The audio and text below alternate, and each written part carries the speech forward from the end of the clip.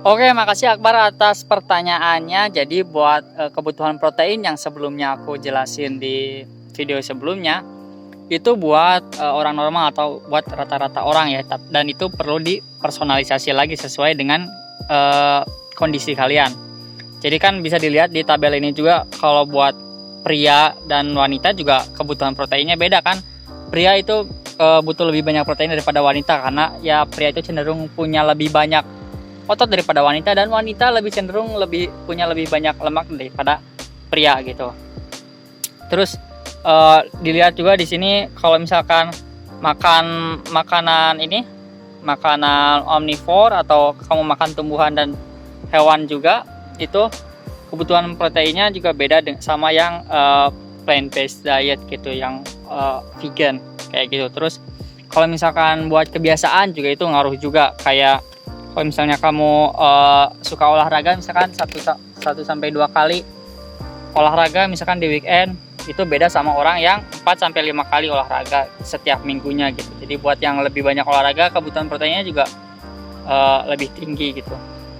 Dan bisa dilihat ya kalau misalkan buat body fat itu, kalau makin banyak body fat kita atau lemak tubuh kita, itu kebutuhan proteinnya juga makin sedikit, karena kan kalau lemak itu cuma cadangan energi ya, bukan sesuatu yang harus dibangun ulang, diperbaiki gitu kayak otot misalnya.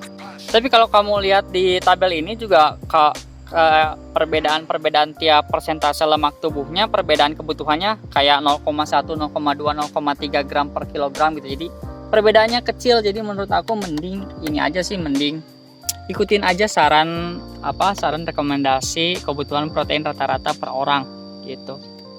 Dan yang obesitas apalagi aku saranin buat makan lebih banyak protein, karena di video-video sebelumnya juga aku udah pernah jelasin kalau protein bisa bantu kamu buat nurunin berat badan. Dan kalau misalkan kamu banyak makan protein, berarti kamu bakal lebih sedikit makan lemak dan karbo gitu. Jadi itu bisa membantu buat yang lagi obesitas gitu. Tapi buat orang yang pada umumnya ya ikutin aja ya, atau mungkin yang sedikit lebih gendut atau sedikit lebih kurus, itu margin perbedaannya itu cuma dikit, paling 0,1, 0,2 tadi itu 0,3 gram per kilogram. Jadi mending ikutin aja gitu. Jadi 0,8 buat orang pada umumnya, 1,3 buat yang rutin olahraga, 2,2 gram per kilogram buat yang mau maksimalin pembentukan otot dan dibarengi olahraga rutin secara sering gitu. Kalau misalnya ada yang pengen ditanyain, tanya aja di komen. Kalau misalkan kamu emang butuh bimbingan buat program latihan atau nutrisi yang dipersonalisasi buat kamu bisa daftar aja ke GPT Galuh Personal Trainer. Itu tim kami bisa bantu kamu gitu buat ngecapai tujuan kebugaran kamu, apakah itu nurunin berat badan, ngebentuk otot dan sebagainya gitu. Jangan lupa like dan share ini ke teman-teman kamu dan keluarga kamu biar mereka juga bisa jadi lebih sehat, dan mungkin amin syukur-syukur kalau mereka bisa bikin badannya jadi lebih bagus lagi gitu. GPT out.